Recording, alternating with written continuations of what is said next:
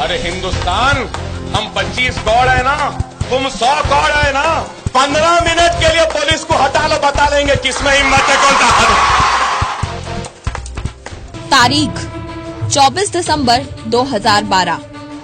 स्थान निर्मल, आदिलाबाद। ये वो दिन था जब MIM के विधायक अकबर ओवैसी ने विवादास्पद बयान दिया। न सिर्फ हिंदू धर्म और देवी देवताओं पर आपत्तिजनक टिप्पणी की, बल्कि जोशो खरोश में आकर उसने देश के मुसलमानों को उकसाने का प्रयास किया। तारीख 28 दिसंबर 2012। के करुणा सागर नामक एक वकील ने अकबर ओवैसी के खिलाफ हैदराबाद की एक लोकल कोर्ट में क्रिमिनल कंप्लेंट दर्ज कराई। कोर्ट ने कंप्लेंट को मंजूर करते हुए ओवैसी के खिलाफ जांच को हरी झंडी दे दी। अकबर ओवैसी ने 24 दिसंबर को आदिलाबाद में एक जलसे में खुलेआम मुसलमानों को हिंदुओं के खिलाफ उकसाया था, मगर वहां की सरकार ने इस मामले में लगातार चुप्पी साधे रखी। अकबरुद्दीन ओवैसी का भाषण महज भाषण नहीं, बल्कि उसके मुंह से निकला एक एक शब्द राष्ट्रद्रोह को बढ़ावा देने वाला और बेहद भड़कीला था। वो पूरे देश में आतंक फैलाने की फिराक में था। 100 गॉड है ना, 15 मिनट के लिए पुलिस को हटा लो, बता देंगे किसमें हिम्मत है, कौन ताकत है। हिंदू मुसलमान में दंगे करवाने के मकसद से उसने ऐसा भाषण दिया। हालांकि इस भाषण की राजनीतिक पार्टियों समेत कई मुस्लिम संगठनों और बुद्धिजीवियों ने निंदा की, मगर चुप रही तो सिर्फ कांग्रेस। लेकिन जब अकबर ओवैसी का मामला अदालत में पहुंचा, तब जाकर कांग्रेस की नींद खुली। पूरा देश जानता है कि जब कांग्रेस के खिलाफ कोई आवाज उठाता है तो वो कैसे कानून की आड़ में उन लोगों को गिरफ्तार करवाती है। वो लोग जो सरकार के खिलाफ आवाज उठाते हैं, उन्हें 24 घंटे के अंदर सलाखों के पीछे डाल दिया जाता है। लेकिन राष्ट्रद्रोह में लिप्त उन नेताओं को अंदर करने से सरकार घबराती है, जो उसे बनाने में मदद करते हैं। सोशल मीडिया पर लोगों ने चलाई मुहिम। सोशल मीडिया जिस पर सरकार अंकुश लगाना चाहती है, ताकि लोग उसके खिलाफ आवाज न उठा सकें, उसी की बदौलत ये खबर देश में फैली और तब जाकर राष्ट्रद्रोह का ये मामला राष्ट्रीय समाचार चैनलों पर देखने को मिला। देश भर से लोगों ने ट्विटर और फेसबुक पर अकबर ओवैसी के भाषण पर आपत्ति जताई और उसके खिलाफ कार्रवाई की मांग की। यूट्यूब पर आग की तरह फैला ओवैसी का भाषण, लेकिन अकबर ओवैसी भी बोलने से डरता नहीं है। अकबर ओवैसी का भाषण यूट्यूब पर आग की तरह फैला, मगर मॉनिटरिंग सेल की आंख इस पर नहीं पड़ी। देशद्रोह में दिए गए इस भाषण को MIM के ही एक नेता के चैनल पर दिखाया गया, जिसे बाद में YouTube पर अपलोड किया गया।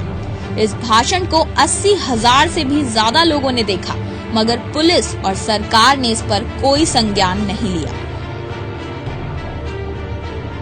जब देश के लोग सरकार के खिलाफ बोलते हैं, तो सरकार उन पर त्वरित कार्रवाई करती है, मगर जब बात किसी कद्दावर नेता की हो तो उस पर कोई कार्रवाई नहीं होती। मसलन सरकार को जब ये बताया जाता है कि एक विधायक ने इतना भड़काऊ भाषण दिया है, तो सरकार ये कहती है कि ये सरकार का नहीं बल्कि पुलिस का काम है। पुलिस से जब कार्रवाई की मांग की जाती है, तो वो कहती है कि किसी को हिंदी नहीं आती, इसलिए उसे उर्दू में ट्रांसलेट करने के लिए भेजा गया है। बात यहीं तक सीमित नहीं रहती और पुलिस अपने बचाव में ये दलील देती है कि यहाँ बात जनता की नहीं बल्कि जनता के प्रतिनिधि की है, इसीलिए कार्रवाई में वक्त लगता है। राष्ट्रद्रोही कोई भी हो, उसे सजा मिलनी चाहिए।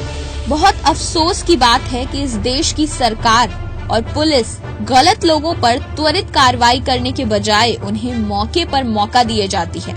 अपने भाषण में ओवैसी ने हिंदू मंदिरों और प्रतीकों के प्रति आपत्तिजनक टिप्पणी की थी और देश के मुसलमानों को भड़काने की नापाक कोशिश की। बावजूद इसके ओवैसी को अभी तक गिरफ्तार नहीं किया गया है।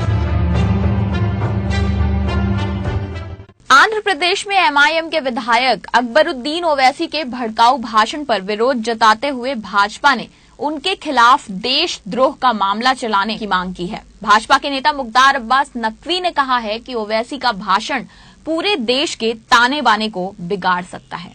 देश में जहर पैदा करके, जहर घोल करके, देश की हवा में जहर घोल करके अपने राजनीतिक फायदे के लिए देश के माहौल को खराब करना चाहती है। हमारी मांग है कि जिन्होंने इस तरह का जहर भरा भाषण किया है, जिस पार्टी के शरीर में ओसामा बिन लादेन की आत्मा घुस गई है और जो तालिबानी मानसिकता के तहत इस तरह की हरकतें कर रही है, उस पर राजद्रोह का मुकदमा चलाया जाए, नंबर 1। और चुनाव आयोग से हमारी मांग होगी कि चुनाव आयोग इस पार्टी की मान्यता को तत्काल रद्द करे। वापस लौटा देश का गुनाहगार, अब गिरफ्तारी कब? आंध्र प्रदेश के पुलिस महानिदेशक वी दिनेश रेड्डी ने कहा था कि ओवैसी ने पुलिस को बताया है कि उनका लंदन में इलाज चल रहा है और लंदन से भारत आने के बाद वो पुलिस के सामने प्रस्तुत होंगे। मगर अब जब वो भारत लौट आए हैं तो बताया जा रहा है कि वो सोमवार को पुलिस के सामने उपस्थित नहीं होंगे। खबरों के मुताबिक भारत वापसी के बाद उन्होंने पुलिस से प्रस्तुत होने के लिए 4 दिनों का वक्त मांगा है। उनके वकील का कहना है कि ओवैसी ने स्वास्थ्य कारणों को वजह बताकर ऐसा आवेदन दिया है।